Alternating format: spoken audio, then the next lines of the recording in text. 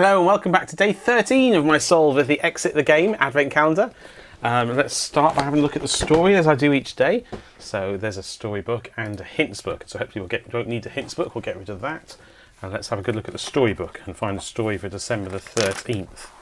Right, so I've already had a quick look at this. And basically what it says is that you've used a code from a previous day to open a combination lock.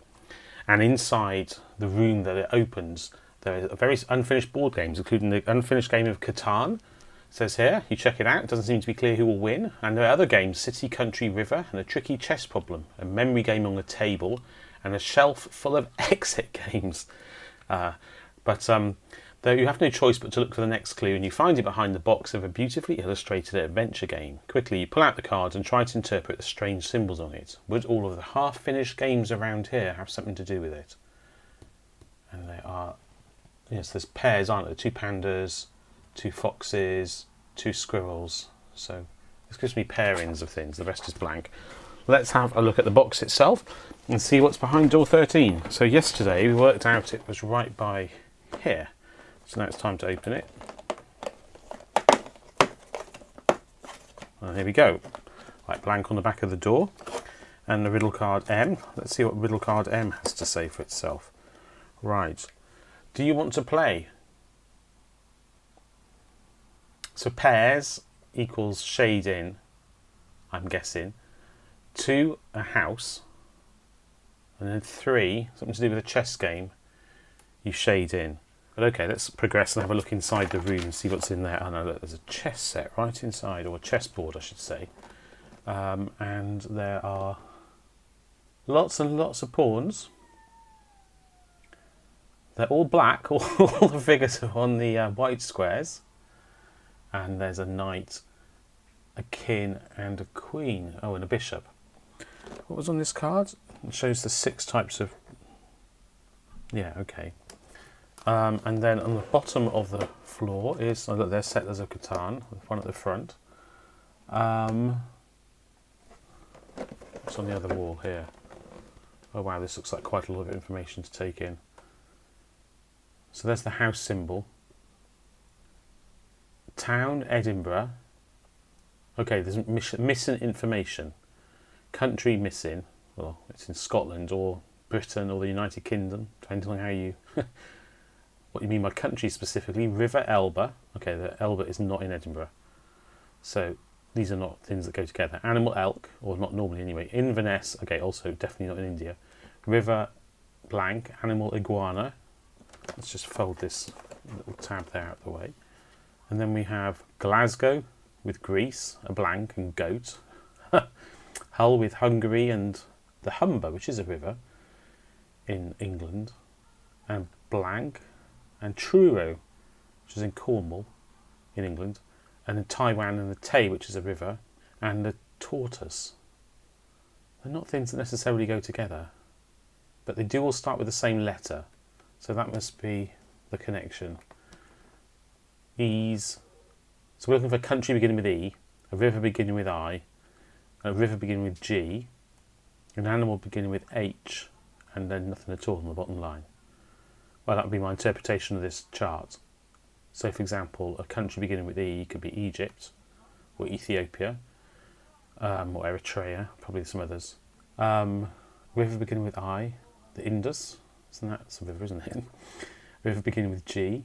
I'm sure there are many. Let's not spend any longer thinking about that. Okay, on the other side of the room are all those exit games that talked about at the top. Can't help but notice there's a red piece there, a green piece, and there were some other pieces elsewhere in the room, weren't there? Down the bottom is the memory, is the fawn. Is that the fawn that was in the memory game? Oh yes, it is. It is. It's the fawn that was in the memory game, yeah, okay. And a book of some sort. Tables and chairs. Alright, okay. And then on the ceiling is just appears to be blank. There's a bookshelf at the back, which I didn't really look at the top here. Just got nondescript boxes, dice and a green piece. And then down the bottom we have the yellow piece. Are there pieces over this side as well that aren't?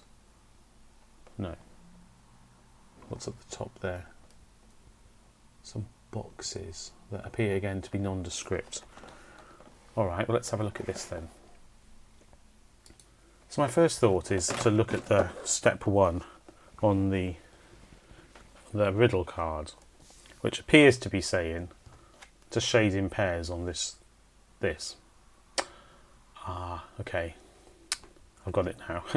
So our first digit will come from this. There aren't steps at all. Digit 1 will come from this. Digit 2 will come from the chart on the wall. Digit 3 will come from the chessboard. Fine. Okay, I'm clear now. So we shade in pairs. Not everything is in a pair, because this kangaroo, for example, is not in a pair. Okay, well, let's zoom in a bit and look for pairs. I'll turn the light off so it doesn't reflect. Okay, whatever that is, not in a pair.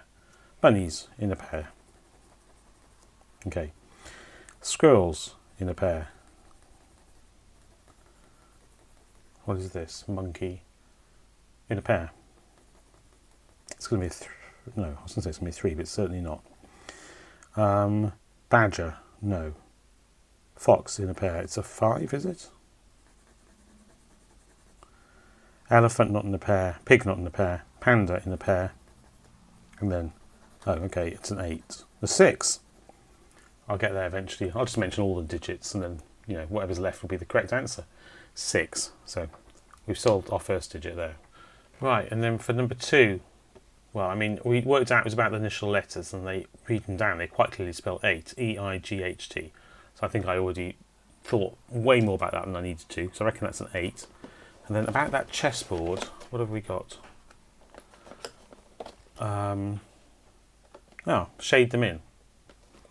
Okay, so am I literally shaded all of those figures? Is there a figure on there that isn't being shaded? Oh, it's going to reveal a 6, isn't it? Because when I shade those in, the yellow squares that are left, or white squares, are going to form a 6 quite clearly. Shall I do it to show you? I guess so.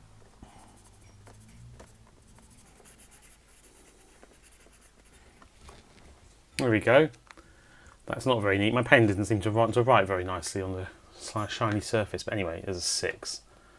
I mean, what else could it possibly be? It must be a 6. Yeah, a bit of creative thinking there, and it's a 6. Right, so we have the code. It is 6 from the bit we shaded in, 8 from the code on the left, and 6 from this. So 686 is what we're going to dial into our card, and hopefully we're then done for today. Our decoder card 686. All right, and then moment of truth. Does this make sense? Upright, right, and right. And if we're correct, it should have this code on the door. So we're here, and we go upright, right, and right again. And if it's correct, it has this code: triangle, Y, circle. Great. So we have found where door 14 is going to be. And we're done for today. That was not rather a nice puzzle. So I hope you enjoyed that. Please do join me tomorrow when I will solve the next door. If you click here, you can subscribe, which makes it easier to find my future videos, I think. And by here is a playlist of all of my solves of both this and the other 2 puzzle-based advent calendars I'm solving at the moment. Okay, great. I hope to see you tomorrow. Bye.